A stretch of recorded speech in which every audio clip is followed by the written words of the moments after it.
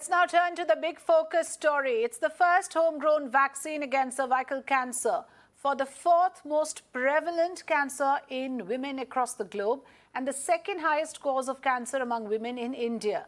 An indigenously developed vaccine made by Serum Institute of India was announced by the CEO Adar Poonawala, who vouched for the affordability and effectiveness of the vaccine. The vaccine was officially launched by the Union Minister of State Science and Technology, Jitendra Singh, earlier today. So like I mentioned, this is a vaccine developed by Serum Institute of India. Girls between 9 and 14 would be eligible for it. If missed, then they can, of course, take this shot up to 26 years of age. 6 to 12 months gap between two doses is what is prescribed. And of course, this targets prevention of cervical cancer. It prevents HPV, which causes the cervical cancer. That's the technical term for it. The vaccine is to be priced between 200 to 400 rupees. It will be available by the end of this year. So that's largely the basic information on this vaccine. So viewers would be interested to know on how safe is this vaccine, whether it would have any other side effects. On that, let's put out the information on our screen in terms of graphics as well. On the effects, on how safe the vaccine is, well, no serious safety concerns that is there with this particular vaccine. There are mild side effects like fever and nausea. This is as per the National Cancer Institute. So that is in terms of how safe the vaccine is. Next, we would also like to tell our viewers about whether there is a possibility of this particular cancer getting fatal. Yes, it is a cancer that can get fatal. It's the fourth most common cancer in women in India, and 1/5 of the global cases reported from India in terms of the total number of cervical cancer cases across the globe. 1/5 comes from India. So 1.2 lakh cases reported from India, 67,000 deaths per year. And if we look at the data from 2018, over 6 lakh cases reported worldwide. Over 3 lakh women died worldwide because of this cancer. So the symptoms of this particular disease of cervical cancer is the following: increased vaginal discharge, pain during sexual intercourse, bleeding after intercourse, excessive menstrual bleeding, bleeding after menopause, and persistent pelvic or back pain. So this is something that we have gleaned through the research team in terms of the basic information, but we will have experts on the show to tell us more about it, on the issue of whether there are treatments available, on the issue of what kind of signs and signals that you should be looking out for, all the important information coming up here on the show. So let me welcome, joining us today, Dr. Prashant Mehta, oncologist and senior consultant at Amrita Institute of Medical Sciences in Faridabad. Dr. Meenu Walia, senior director of Medical Oncology Department in Max Hospital. Dr. Ishwar Gilada, Secretary General in Organized Medicine Academic Guild, OMAG. Very warm welcome to the three experts. Really looking forward to an enlightened conversation on this particular news that we are breaking to our viewers today. First to you, Dr. Prashant Mehta. As an oncologist, you would have encountered cases of cervical cancer. If you can take our viewers through how significant a breakthrough you feel this is for India and for the world at large to have a vaccine that could prevent cervical cancer. So I consider this a very big and important day for patients in India and the whole country as well as the whole world. Most importantly, not because it's the first vaccine, but it's an indigenously developed vaccine. It speaks volumes about the capability of research in India. And also, it is going to be affordable, much more affordable than the previous two or the third vaccine, which is the Gardasil 9. So it is much more affordable than that.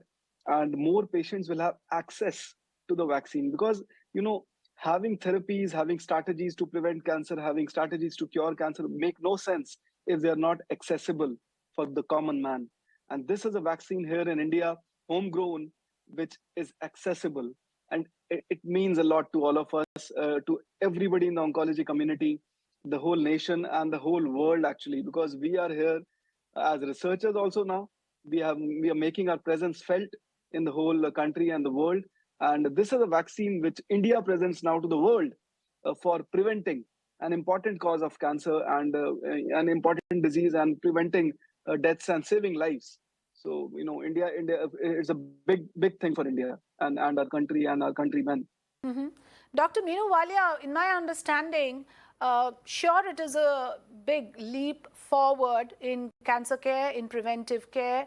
But, what about the fact that there will have to be enough awareness about it? In terms of how people are aware, even before this vaccine came into being, were there enough awareness about cervical cancer? What has been your experience so far in dealing with this ailment? So I think awareness. No, Yeah, this okay. was a question to Dr. Meenu Walia. Go ahead, ma'am. So I'm so sorry. So you're absolutely right. The awareness about this vaccine has been there, but to a limited extent. Not it is not all across the country and all across the various classes or all across the masses. But I know since now that it is in a way game changer for Indian cancer patients or Indian the scenario of cancer treatment in our country.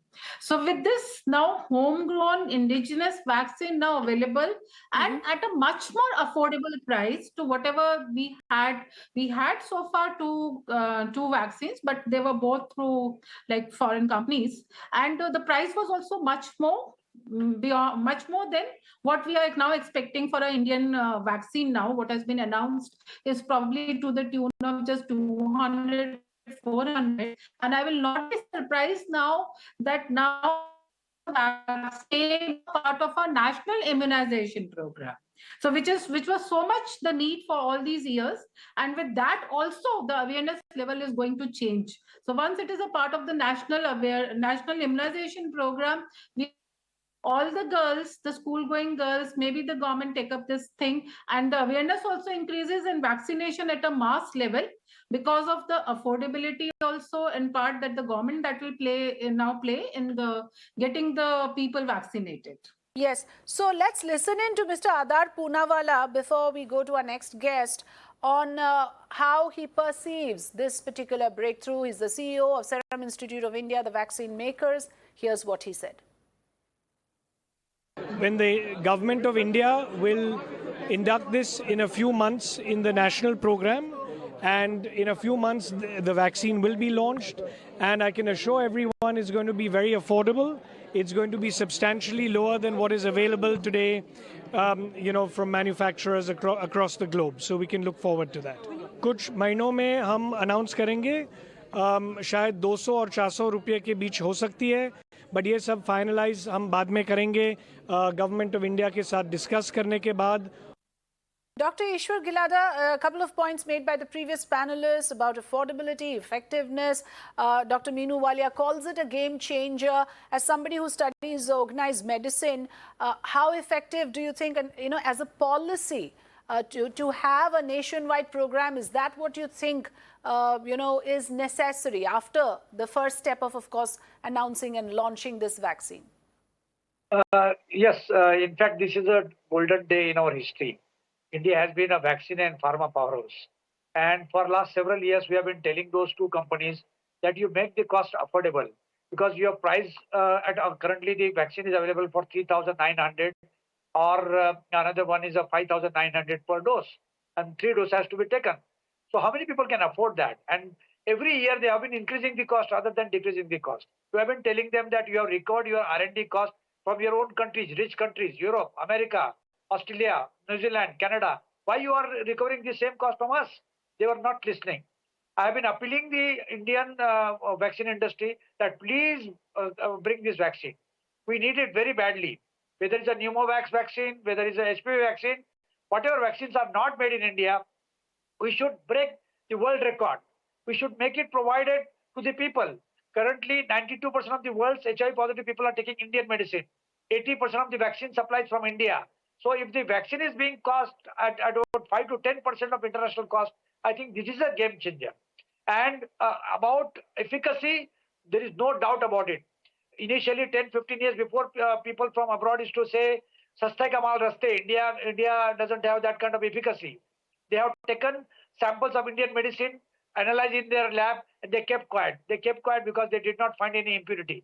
So they cannot talk about efficacy. Let us talk about cost. Everything will in India depend on the cost. If the cost is affordable, people will take it. As a clinician, we are seeing lot of cases of either cervical cancer, penile cancer, anal cancer, oral cancer. There is a Tata Hospital study to show that 50% of the oral cancers are because of HPV, and HPV is a preventable cancer. Similarly, hepatitis B, which is a preventable cancer. So I think we should focus not only on COVID or HIV or something which is already happening, but on those things which are neglected. And COVID has taught us one thing, that there are vaccines also for adults. Initially, people used to think that vaccine means only for children. There are 9 to 10 adult vaccines. Some of them are made in India. Let us celebrate this day and really congratulate Department of Biotechnology and Serum Institute for making another game-changing day in the history of medicine in India or globally. Yes. Yes, this is important. Now, I want to put out certain important information for our viewers, since I have two senior doctors from the oncology department on the panel, Dr. Prashant Mehta and Dr. Meenu Walia. I want you to take our viewers through, certain important things that they should look out for now that there is a vaccine available. What are the symptoms when we talk about cervical cancer? Dr. Mehta, you first. What is the important information? We are going to use this program also to create some awareness about this disease. So can you tell us what are the typical symptoms that women should look out for?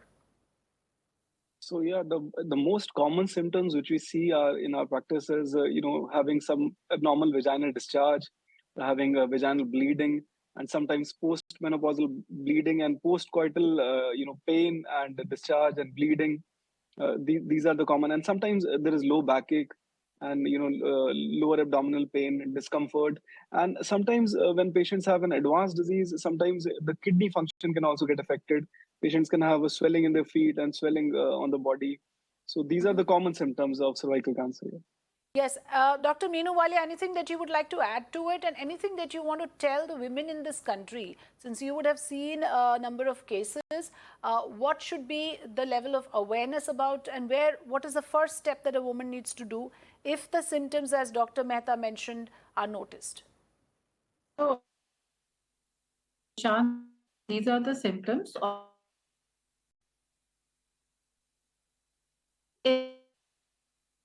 menstrual bleeding. Intermenstrual bleeding or post intercourse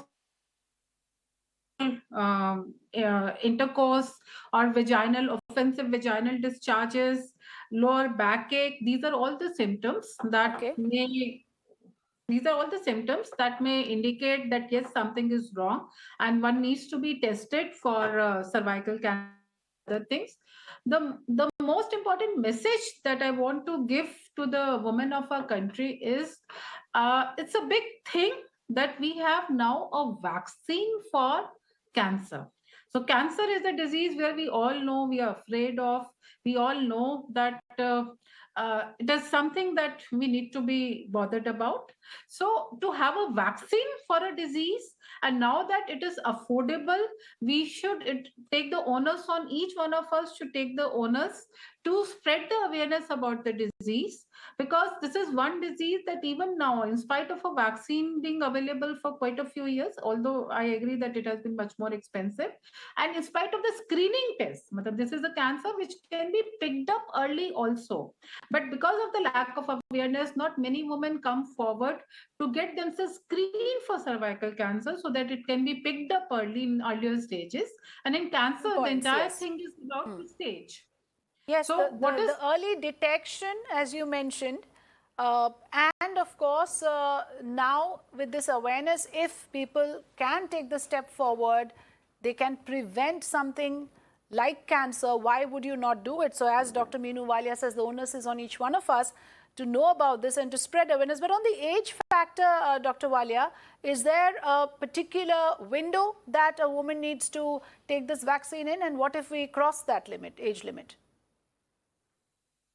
So the recommended age group is 9 to 26 years of age. So that is what is the worldwide. although the best is earlier than 15 years of age.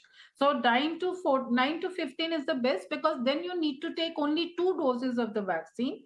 After 15, a lady needs to take 3 doses of the vaccine, so 15 to 26. So the best part is, the best way to take vaccine is before the starting of sexual activity, because human papilloma virus infection generally is gained Okay. through the sexual activity. So before a lady gets married, or before the starting of her sexually active life, one should try to get the vaccination done. Yes, there have been reports that it has been found safe even after the age of 26. So there are reports that it has been found safe even till the age of 45 years of age. But once the sexual activity starts, then one expects that there may be already some HPV infection, and the preventive role of vaccine then decreases. Okay. So it Again, will right. not prevent if you have already acquired it is not effective against if you've already acquired the infection. Okay, that's the clarity we wanted, and I hope our viewers would benefit from this useful information. Before I go to Dr. Gilada, I want to bring in my colleague Pooja, who has with her the statistics. We have to understand how prevalent is it in India. Pooja has all the numbers. She's done the number crunching for us. Over to Pooja. Yes, well, absolutely. First of all, pertinent to note that this is a big shot in the arm for India and all the women out there. Of course, cervical cancer being the second most frequent cause of cancer amongst the women in India, and the fourth most common worldwide if we talk about the stats. Not just that, in fact, breast cancer still continues to be the first most common cancer when it comes to the women of India. And finally, after COVID, in fact, there has been massive awareness when it comes to the vaccines and the preventive healthcare. Talking about the data here, of course, every year, in fact, as per the data, India accounts for over 67,000 deaths owing to cervical cancer. Not just that, in fact, more than 1 lakh, close to 1.2 lakh cases of cervical cancer are reported every year. So definitely this is, like I said, a big fillip when it comes to the healthcare for women. And important to note, in fact, that today only a popular prominent vaccine maker, Serum Institute, and its chief Adar Poonawala, in fact, confirmed that the scientific completion process of this vaccine is done now. All eyes are set on few months from now, which is going to be mostly by the end of this year, when finally this vaccine, HPV vaccine by the name Cervavax, will be rolled out. And the good news here is for every woman out there that these will be rolled out at quite affordable prices, ranging from 200 rupees to 400. However, the most effective age to administer this vaccine still continues to be from 9 years to 15 years. However, even post that, if you ended up missing your vaccine shot, you can always go on to take it even after the age of 15, that is till 26. However, there's more research and study that is needed when it comes to if pregnant women who are expecting babies, and if those who've crossed the age limit of 26 can also take this vaccine. But however, as the research and studies continue on the efficacy and the safety of this vaccine, definitely like I said, it's a big boost to the healthcare, especially for women. Finally, we have a weapon against the cervical cancer in India. Thanks, Pooja. Thank you so much for giving us the figures, and also for pointing out that there could be more research on the efficacy, and we will know more eventually. Dr. Ishwar Gilada, what are your thoughts on how this should roll out in India? And this is a diverse country. It's in the urban areas, there's greater awareness. What about women in the far reaches? What do you suggest that the government of India should do to make sure that this is available, accessible, and affordable for all? See, first and foremost, we should tell people that there are two cancers very common in women. One is a breast cancer and one is a cervical cancer, and both are preventable. One is preventable through vaccine, that is cervical cancer, and one is preventable through self-examination and early detection. But people are not aware, and therefore we are losing so many women to both the cancers. Secondly, this vaccine is not only for women, it is also for the men, because 97 to 98% of the women get cervical infection through men. So what government should do is 9 to 15, they should provide free, because it is only 2-dose vaccine, and that should be everywhere. So it should be part of the common immunization program or universal immunization program, which also included hepatitis B vaccine since 2011. Thirdly, like every family gives something to their daughter for marriage, they call it Stridhan.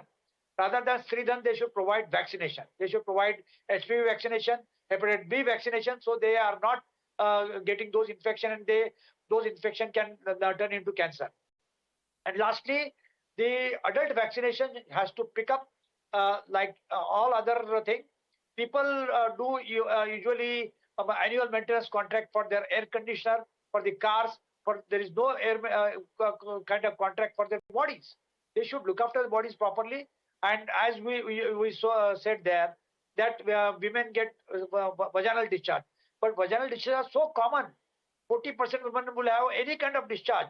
So we should have a common mechanism to test them with the pap smear, and particularly also prevent through vaccine. So there are two things. One is medical science will continue to grow, but at the same time, examination is important. Your self-suspect is important. Before you step into sexual activity, what are required to be done is also important.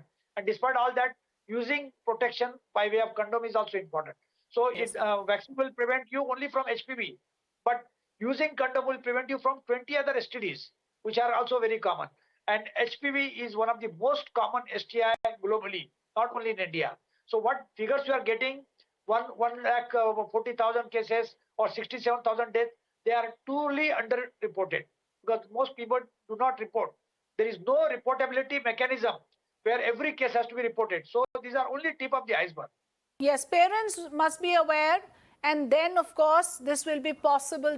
I urge parents who have young daughters to listen to our experts carefully and follow their advice. This is with regards to your health and fitness. Closing comments, Dr. Prashant Mehta. I think all panelists have agreed on one point, that early detection, early treatment, vaccination can of course prevent. But to both the other oncologists, Dr. Prashant Mehta and Dr. Meenu Walia, closing comments, Dr. Mehta.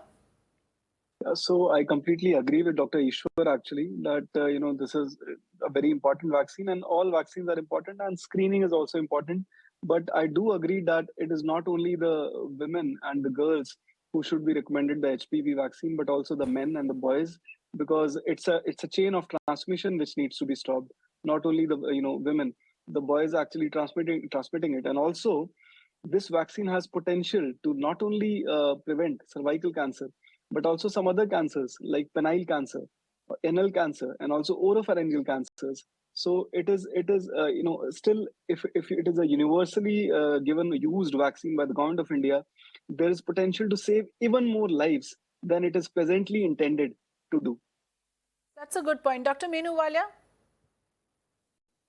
So I would just want to say that we all need to be aware that this is a cancer where in our country, even now, one woman every 8 to 10 minutes dies because of this disease. So it is high time that we go for preventive treatment and early screening, and prevention is definitely better than cure. So for prevention, the answer is vaccine. We have it now.